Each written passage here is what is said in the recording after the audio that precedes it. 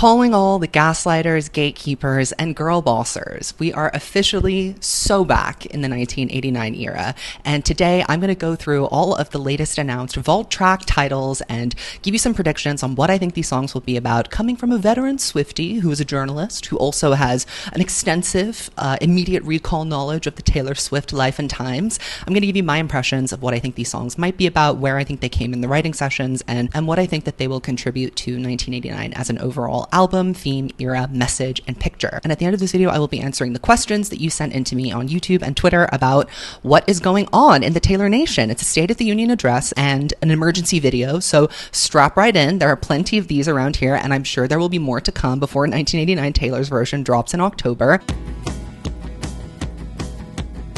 Welcome to my channel, or welcome back to my channel. My name is Zach. I am the Swiftologist, and I make thoughtful weekly videos about pop culture. Obviously, I do talk a lot about Taylor Swift, hence the name of my channel. I would like to also direct you, if you're interested in the life and times of Taylor Swift, if you are maybe a new Swiftie that wasn't around during the 1989 era and you want some context, you want to understand what it was like to be boots on the grounds following Taylor through this time in her life, you have to check out my podcast, The Evolution of Snake. We go year by year through Taylor's career. In fact, in extremely granular detail, we go day by day through each year of her career. So if you weren't there in 2014 and 2013 and you missed the kind of events that built up to the release of this album, I highly suggest that you go back through our catalog and listen to our 2014 and 2015 episodes, and also come check out our Patreon, because we do 3 exclusive episodes per month, and you get access to our Discord, which is a beautiful community over 1,000 members strong of like-minded snakes who want to have critical and thoughtful discussions about Taylor, and without the nonsense and forced positivity that you see in other Swiftie spaces. Also, more than half of you that watch my channel are not subscribed, so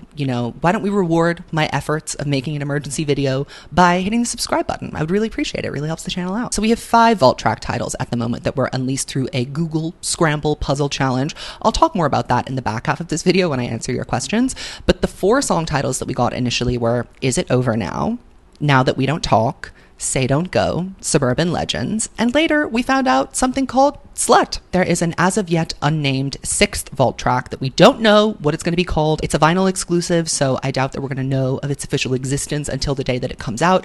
But my first impressions of these titles overall was that I was not expecting them. With Red, we kind of had more of a sense of what was going to be on the vault tracks, and same with Speak Now as well. There are a couple of registered songs that we were able to guess were going to be on the track list. With 1989, I mean, in my last video, Everything You Need to Know About 1989, I surveyed all of the available options, songs that were written in that period of time that didn't make it to the record.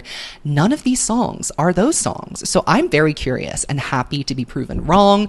I love a true vault track moment, something that was really kept under lock and key, not registered, something that is truly a secret and a surprise. And so I'm very excited about that. The titles, as per usual, are a little bit mysterious, but I have been known to get a few right on the first go when I make my presumptions and my guesses about what they're going to be. I don't claim to be a Swift talker who wants to count the numbers and the tiles in the Scrabble game on Google to derive some insane clue.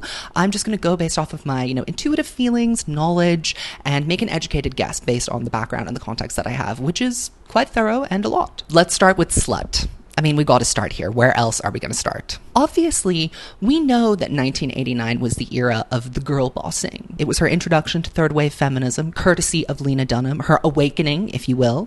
The writing period of 1989 was actually pretty challenging for her personally. I think this was because she was battling a lot of casual and also overt sexism in the industry from all corners. So from like music reviewers to fans to also her peers. We have Tina Fey and Amy Poehler making jokes about her dating people at award shows. She didn't appreciate that.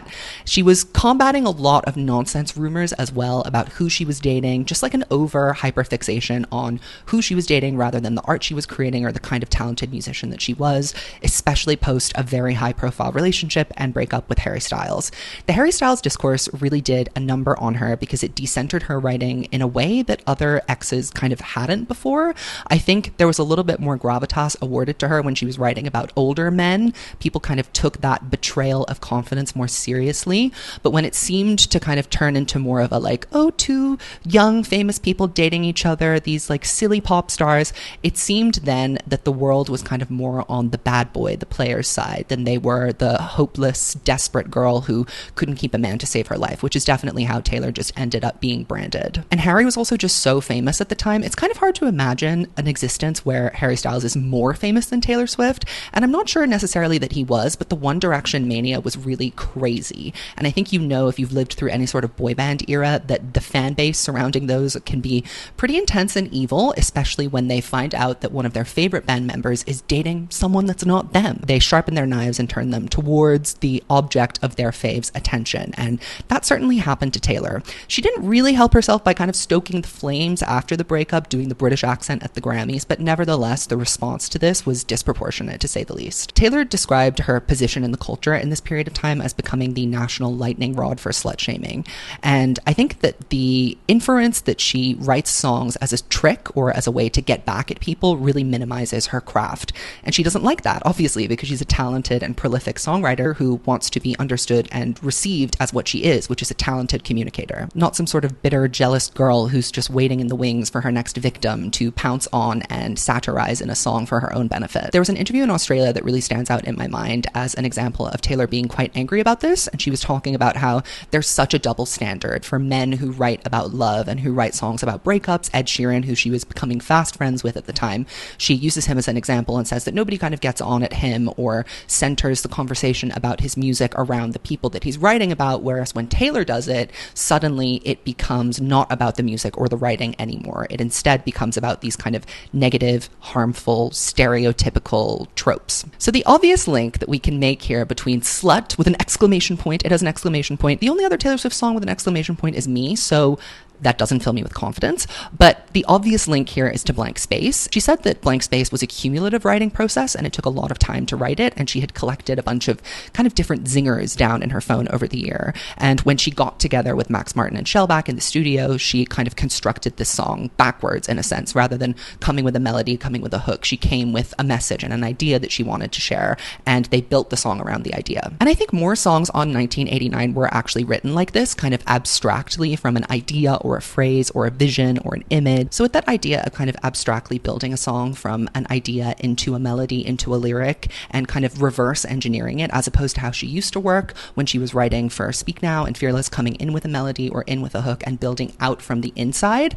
I think that this writing process was quite peculiar and unique, and the first time that she had worked kind of as like, I don't know, a Lego craftsman, building things with different pieces and parts and trying to create an interesting whole. And we have some interviews with her from 1989's release that kind of supports this idea as well, that these abstract writing sessions where she wrote from an idea or a phrase or a vision or an image kind of came to life. And All You Had to Do Was Stay is a perfect example of this. She wrote that song after having this dream about the person that she had just broken up with, where he came to the door at her house, she opened it, and all she could say was stay in this high-pitched voice, and we hear that vocal kind of ring throughout the song. But it's interesting that that one very kind of simple but crucial and essential vocal production element was the catalyst for this song rather than a lyric or an idea even. It was a dream. And that's why I think the writing on 1989 is kind of a little bit more neutered and removed and feels different to all of her other albums. It's less intimate and more large and bombastic. And that made 1989 a more interesting and less straightforward singer-songwriter album. She was playing with new producers and production styles.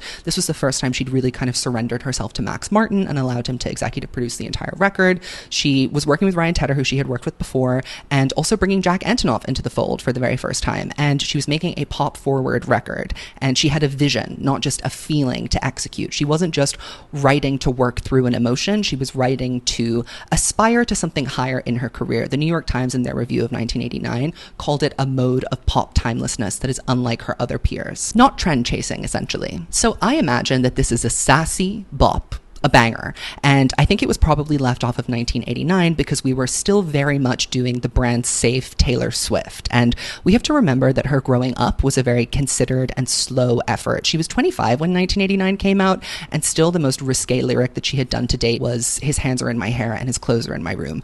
Very tame compared to what peers of a similar age were doing around that same juncture in their career. And she still hadn't even, mentioned having an alcoholic beverage. So using the word slut on a song, I think, was pretty much out of the realm realm of possibility.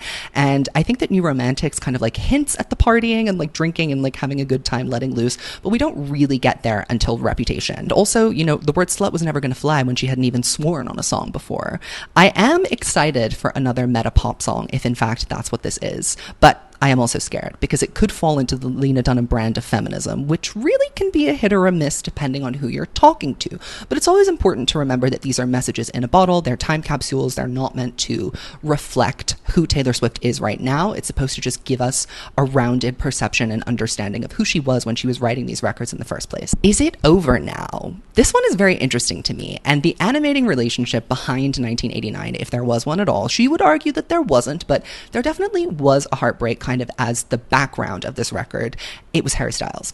And I think that there is probably a direct through line from Out of the Woods to Is It Over Now? In her Grammy Museum performance of Out of the Woods, beautiful, show-stopping, never been done before. I love the piano arrangement of it. She talks about the nervousness and the anxiety that comes with living in an insecure or a fragile relationship that is always on the cusp of ending. She really makes it a point to say that even though something can be bad or it cannot end well, it can also still be beautiful and special and important. And I'm still kind of getting that sense of the Out of the Woods anxiousness and nervousness from the Is It Over Now title. Out of the Woods kind of danced around the question. It's like in the middle of the burning house, the house is burning down. You're wondering, are we going to make it out of this alive? And now I would imagine that from this song, the perspective is the house has been burned down and this is the aftermath when the fire's out and you're surveying the damage and having flashbacks about standing in the middle of the fire again. We know that the Harry Styles and Taylor Swift relationship is never really over. And I think we're going to be seeing a lot of questions and answers. There's going to be material from that song, Question, Midnight's, heard of it, that seems unresolved because we didn't have the full context. So I'm hoping that some of the more obscure references on Question will be answered on this particular song. And I wonder if, you know, maybe that was her intention all along. Because Question is kind of incomprehensible nonsense. There are parts of it that make sense. I love that song, don't get me wrong, but there is a certain manic energy to it and also a secret behind it that animates the song, and I need to know what that secret is. And so maybe I'm being a little delusional and hoping that I will get the answer to that question I've had since the record came out. But you know, a man can dream. Will this be upbeat? I mean, I think that it might be, but I also can kind of see it going in the mid-tempo banger vibe of I Wish You Would and Out of the Woods. Now That We Don't Talk. Interesting. These are all very kind of like curt and clipped statements as song titles. What I'm getting from this, just intuitively, my psychic read on this is I'm so over it. I'm moving on, I'm sliving, I'm a bad bitch, I'm a New York girly, I'm starting a brand new chapter of my life and you're not in it. By the way, I'm going out tonight kind of vibes and energy. I am expecting a kind of New Romantics euphoric sound to this, but also I'm wondering if it has a does it feel like everything else is just second best after that meteor strike energy too? Like, could this be that obsessive thought loop that you enter into when you've broken up with someone and you keep imagining like what could have happened or what you should have said in an argument or what you would say if you were to go to their house in the middle of the night and tell them exactly how you feel? And I think the decision to not talk anymore to Harry Styles, plenty of evidence of this, them standing awkwardly near each other, having these encounters fairly soon after their breakup. They're okay now, but for a long time it was a little bit of a Cold War. I think Taylor definitely initiated that because I think she was probably rejected in that situation. And who likes to be rejected? Not Taylor Swift or anyone really. I think I Wish You Would kind of backs up that claim a little bit. You know, I wish I'd never hung up the phone like I did. She cut it off so soon after it happened to, I think, force a healing process so that she wouldn't feel hurt anymore.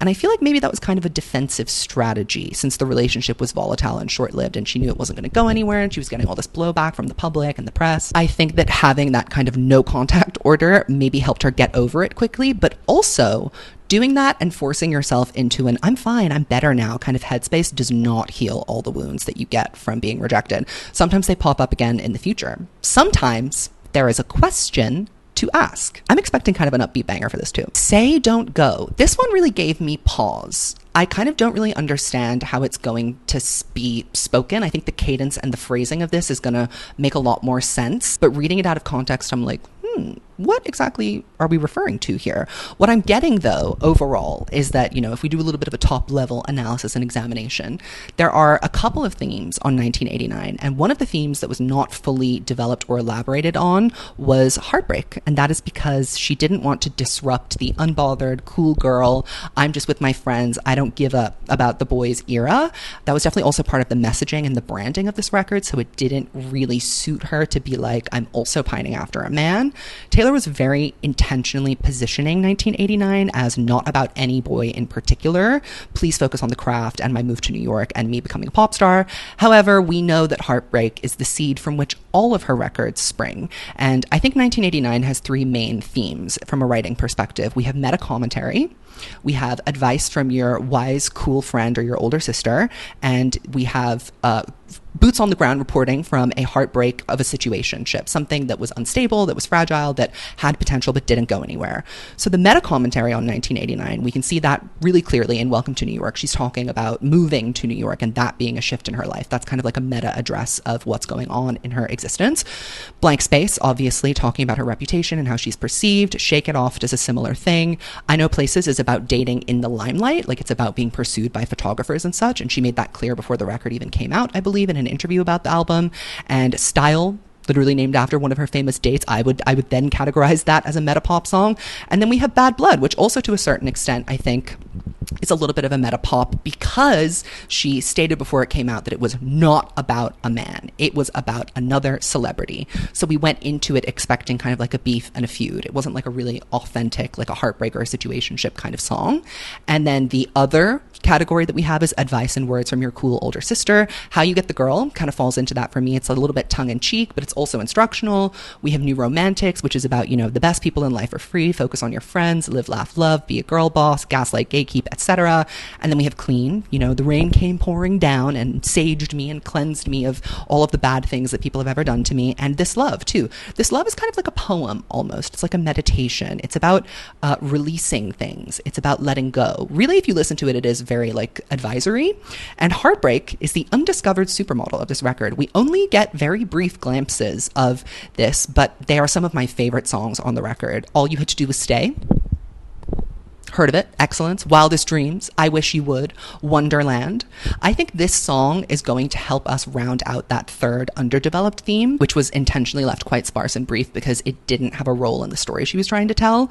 I'm not really convinced that any of these songs are going to be down-tempo. I don't even really think that we're going to get anything that is like Wildest Dreams. I think these are all going to be upbeat bangers, and that is supported in my eyes by Taylor saying that these are the best vaults and she can't believe they never came out in the first place, because she has a very clear idea of what she wants 1989 to be, and I think that's very in line with the first four singles of the record. Suburban Legends, this track gave me pause, and it has Jack Antonoff written all over it, I fear. I am a little worried that this might be a continuation of the You Are in Love writing style and content, unfortunately. Jack is obsessed with Bruce Springsteen and creating a very like Breakfast Club 80s coming of age story vibe, and this song title sounds very much like that. What Taylor has to contribute to a conversation about suburbia, I don't know. But then again, meet me behind the mall. She offered us a very rousing and stirring elegy to a suburban summer romance, I supposed, on August. So she has it in her. She was kind of in her folklore bag a little bit with You Are in Love. Like, that was not about her at all. And so I think I could see this being a description of something else that's not necessarily to do with her. And I think that it will have this kind of euphoric payoff that You're on Your Own Kid has. I'm wondering if it will be a quieter coming of age anthem like that song, or if it will be a complete and total serve of the century like New Romantics and just go balls to the wall synth pop masterpiece. I really am just not getting how this song title ties into any part of her 1989 journey. She was so far away from being a suburban legend. Maybe this has some reflections on her big move from Nashville to New York. I'm sure in Taylor Swift's brain and in her perception of reality, Nashville is a teeny tiny little quaint suburb that she, abandoned to move to this big, ferocious, scary city. But again, it remains to be seen. This could be a huge flop. I'm not sure. All right, so now I'm going to get into your questions. What are your thoughts on her using a global search engine as both a marketing tool and a medium for interactions with fans, the sheer brilliance and the calculation of that, etc.? Well, do I think it's sheer brilliance? I mean, doing it on Google, I suppose, is a good thing for Google because they're going through a lot of legal troubles right now. They need some positive press. So that's a great thing for them. I'm sure they paid her a chunk of money to do that. I think it was ugly, like just just from a design perspective, I thought it was really janky looking.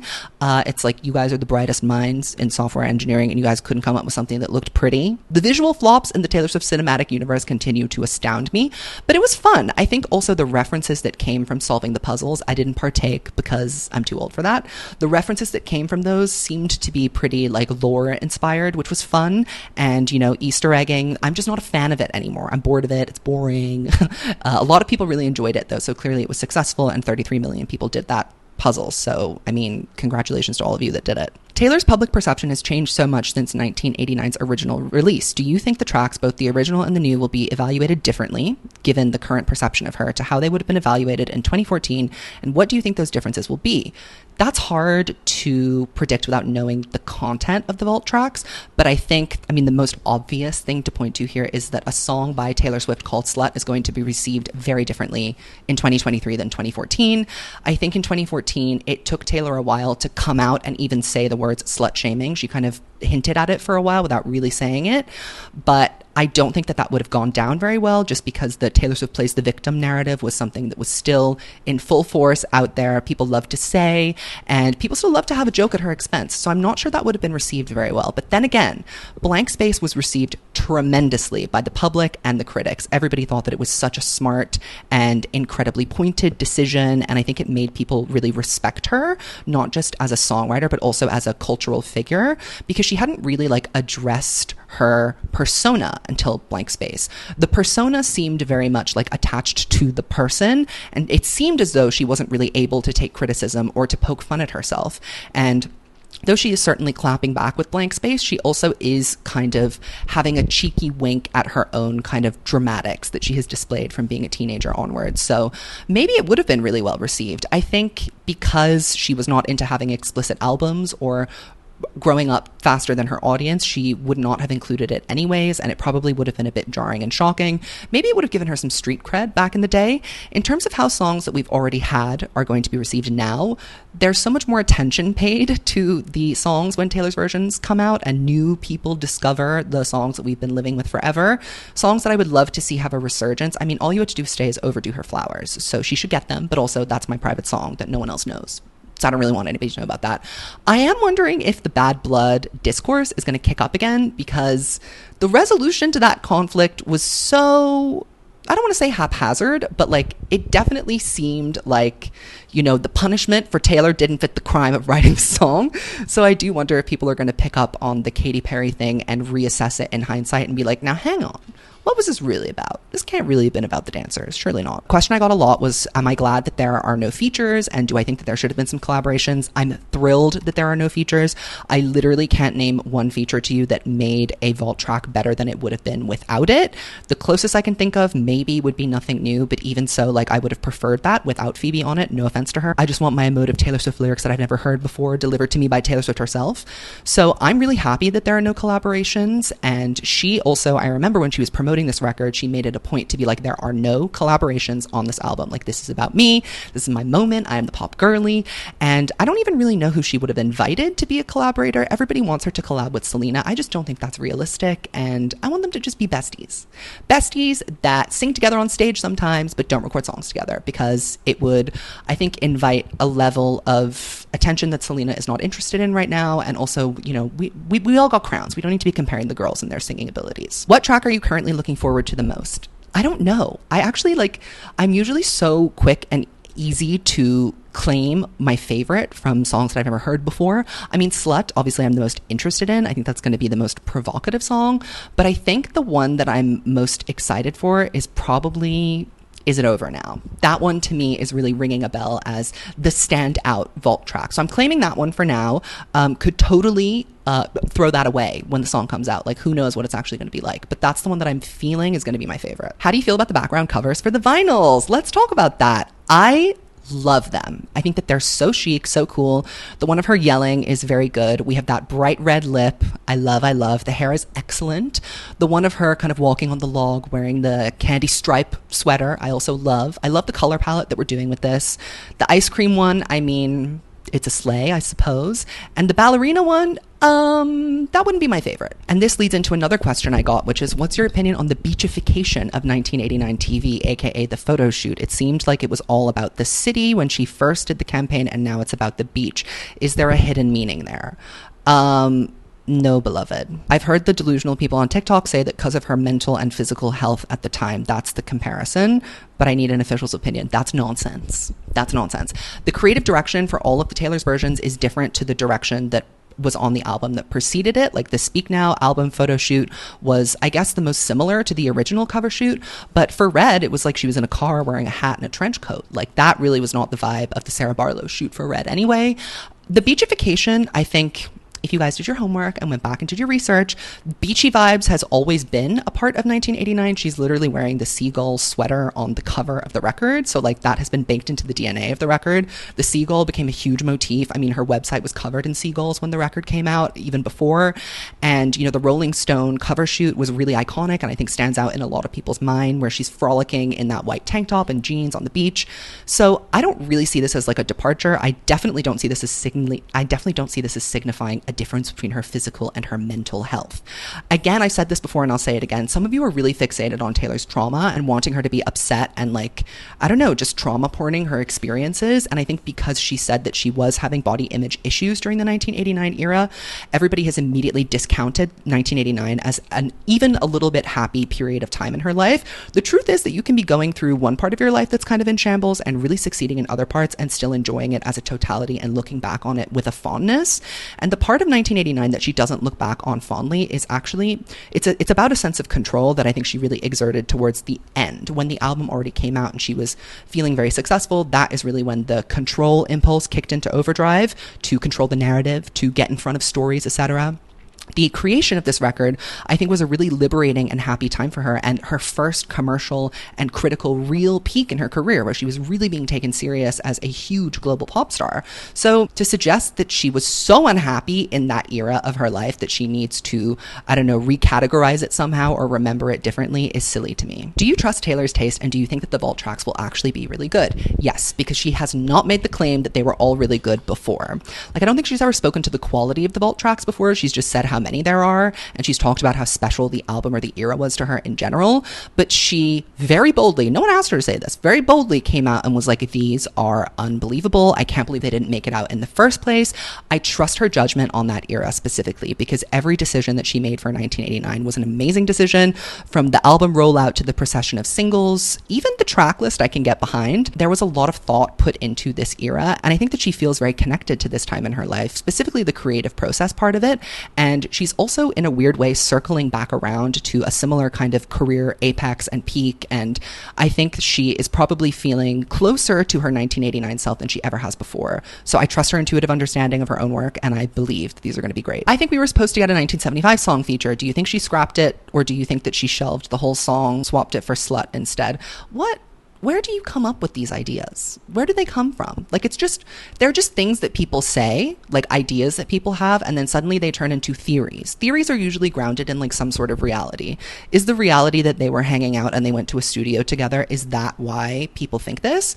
I mean, she was just at the studio with Rosé from Blackpink. Where's the speculation about her vault track being dropped? I don't know. When has Taylor ever collaborated with someone that she's dating other than Calvin Harris? And she did that in secret. When you're dealing with an insane theory, look back to the history books and see if it sounds like something what Taylor would do, then ask yourself if it is, and then answer your question. Do you think any of the vault tracks will rise to the level of the best main tracks? I think maybe one or two. Usually that's kind of the hit rate for me with the vault tracks, is there's like one or two that are real standouts that belonged on the record to begin with. Mr. Perfectly Fine from Fearless. Better Man, I mean, aside from All Too Well, which is already on the record.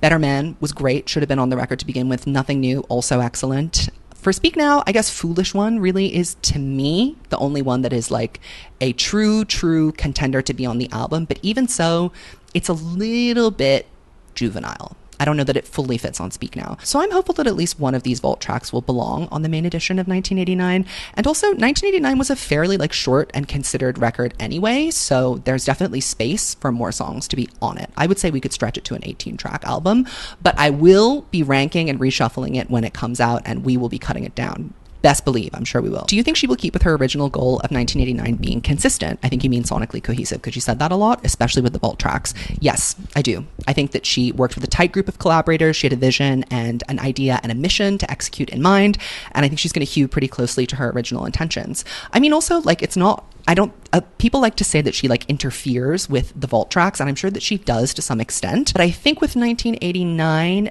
that because it was so deliberate, again, I don't think 150 songs were written in this writing session. I think that there weren't actually that many songs to begin with. And that means that the success rate of those songs, because there are fewer of them, fewer rough drafts, is going to be higher. Which track title made your flop radar go off? Suburban Legends. I'm ready to be proven wrong, but it's not looking good for her right now. It could be the serve of the century, but I think it might be a flop. Who do you think will produce the vault tracks? I assume mainly Jack Antonoff and Shellback. Has Shellback actually come back for any of the 1989 songs so far? I don't think so. I don't know. I mean, ideally we would have Max Martin back. He's going to be credited as a co-writer either way if he was involved in these writing sessions. Unless all of these songs are Jack Antonoff productions that didn't make it onto the record because Max had a certain amount of songs that needed to be included on the record as like part of the terms of working with him. It is possible, I think, that she had done a lot more songs with just Jack that Max didn't even have like a production or a writing credit on, and those might be the songs that were kept in the vault because Jack wasn't really known as like a main pop producer at that moment. It was a safer bet to go with Max Martin, who had like a huge prolific track record of creating #1 hits. That's definitely what Taylor was going for. So I think that maybe these could just be first iterations of her very fruitful and collaborative relationship with Jack Antonoff. I think he might be kind of the go-to guy. Even the song titles do sound like Jack Antonoff songs. Like if you look at Bleacher's titles and you look at the songs that they've done together and you compare them with these titles, they seem kind of in line. Do you think Taylor is overhyping these vault tracks because she wants more people to buy 1989 TV, or she genuinely believes they're good? Listen, whether she hyped the vault tracks or not, people are going to buy it. It's going to be sold. And I think both. She wants people to buy it, and also I think she thinks that they're genuinely going to be good. And that makes sense because 1989 is one of her best albums. Now I will rank the various editions of the vinyl that we have. I'm actually pissed with the way that she combined these photos because I feel like they're not the best pairs, but you know, I have no say in this process.